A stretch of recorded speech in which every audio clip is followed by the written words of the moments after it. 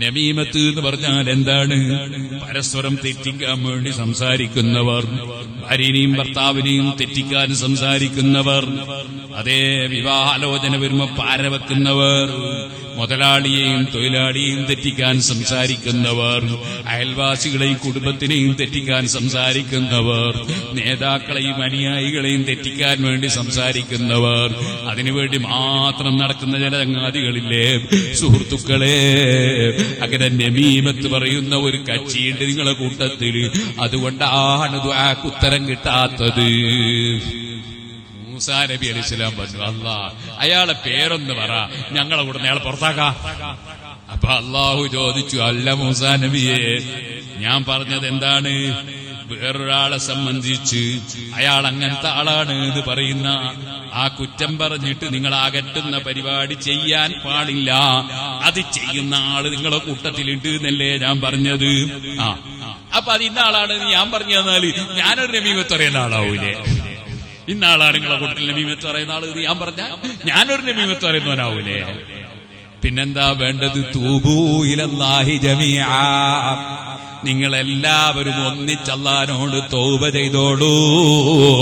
തെറ്റുകൾ മാപ്പ് തരാൻ, തെറ്റിന് മാപ്പ് തന്ന റബ്ബിനോട് താണ് കേണ് കരഞ്ഞു പറഞ്ഞോളൂ. എല്ലാവരും തൗബ ചെയ്തോളൂ മൂസാ നബിയേ.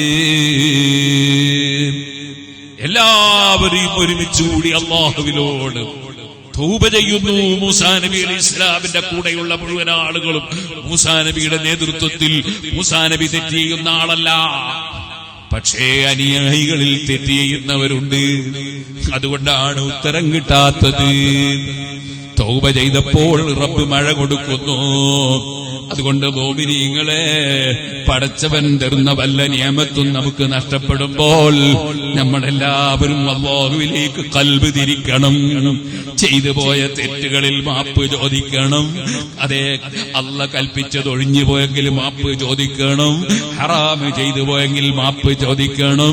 മനസ്സ് അല്ലാഹുവിലേക്ക് തിരിച്ച് പൊട്ടിക്കരഞ്ഞ് റബ്ബിനോട് മാപ്പ് ചോദിച്ച് മാപ്പ് വാങ്ങണം. അതാണ് നമുക്ക് നിയമത്തുകൾ കിട്ടാനുള്ള വഴി കേട്ടോ. റബ്ബേ, ഈ പാവപ്പെട്ട ഞാൻ ഈ സദസ്സിൽ ഏറ്റവും തൗബ ചെയ്യേണ്ടവനാണ്. ഏറ്റവും വലിയ തെറ്റുകൾ ചെയ്തു പോയ പാവി പാവപ്പെട്ട ഞാനായിരിക്കും. ഞങ്ങളാരും നിന്റെ മുമ്പിൽ അവകാശവാദമുള്ളവരല്ല. തെറ്റ് ചെയ്യാത്തവരാണെന്ന അവകാശവാദം ഞങ്ങൾക്കില്ല.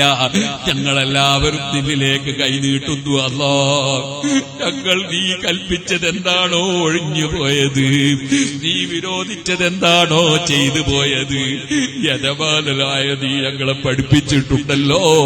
ഖുൽ യാ ഇബാദിയല്ലദീന അസ്റഫൂ അലാ അൻഫുസിഹിം ലാ തഖ്നതൂ മിർ റഹ്മത്തില്ലാഹ് ഇന്നല്ലാഹ യഗ്ഫിറു ദുനൂബ ജമീഅ. തെറ്റ് ചെയ്തു പോയവരോട് പറയൂ നബിയേ, നിങ്ങൾ ആശ മുറിയണ്ട, നിരാശരാകണ്ട. ഇന്നല്ലാഹ യഗ്ഫിറു ദുനൂബ ജമീഅ. പടച്ചവന്റെ കാരുണ്യത്തിൽ നിന്ന് നിരാശരാകണ്ട. അല്ല ഏത് തെറ്റും മനസ്സറിഞ്ഞ് തൗബ ചെയ്താൽ പുറത്തു കൊടുക്കുമെന്ന് നിന്റെ ഖുർആനിൽ പറഞ്ഞിട്ടുണ്ടല്ലോ. അല്ലാ, ഞങ്ങളെല്ലാവരും നിന്നോട് തൗബ ചെയ്യുന്നു. ഞങ്ങളിൽ ആരിൽ നിന്ന് നീ പൊരുത്തപ്പെടാത്തതെന്തു സംഭവിച്ചോ ഞങ്ങൾക്ക് മാപ്പാക്കണേ അല്ലാ. നിന്റെ കാരുണ്യം ചൊരിക്കണേ അല്ലാ. ഞങ്ങൾക്ക് ഞങ്ങളുടെ രാജ്യത്ത് പല നിയമങ്ങളും കാര്യങ്ങളും വരുന്നു. ഞങ്ങളുടെ രാജ്യത്ത് പല മുസ്ലിം ചെറുപ്പക്കാരും ലഹരിയുടെയും മദ്യത്തിന്റെയും അതുപോലെ മയക്കുമരുന്നിന്റെയും പിന്നാലെ പോയി സ്വന്തം ഉമ്മയെ കൊത്തിക്കൊല്ലുന്നു. സ്വന്തം ബാപ്പയടക്കം പലരെയും ഒറ്റ ദിവസം കൊല്ലുന്നു. ഈ നിലയ്ക്ക് ഞങ്ങളുടെ സമുദായത്തിലുള്ള ചെറുപ്പക്കാർ വല്ലാത്തവർ തെറ്റുകളിലകപ്പെട്ടു പോയപ്പോൾ ഞങ്ങൾക്ക് ഒരിക്കലും ഇഷ്ടപ്പെടാത്ത നിയമങ്ങൾ ഞങ്ങളിലേക്ക് അടിച്ചേൽപ്പിക്കുന്ന ഭരണാധികാരികളും അതുപോലെ പല മുസീബത്തും വരുന്നു, നിഅമത്തുകൾ ഉയർത്തിപ്പോകുന്നു. റബ്ബേ, ഞങ്ങൾക്ക് തൗബയുടെ മനസ്സ് തരണമല്ലാ. ഞങ്ങളെ ഈ ഉമ്മത്തിനെ നന്നാക്കി തരണേ അല്ലാ. ഞങ്ങളെ നന്നാക്കി തരണേ അല്ലാ. നീ കൽപ്പിച്ചതൊക്കെ എടുത്ത് നീ വിരോധിച്ചത് കൈയൊഴിച്ച് തൗബയോടെ തഖ്വയോടെ ജീവിക്കാനുള്ള ഭാഗ്യം തരണേ അല്ലാ.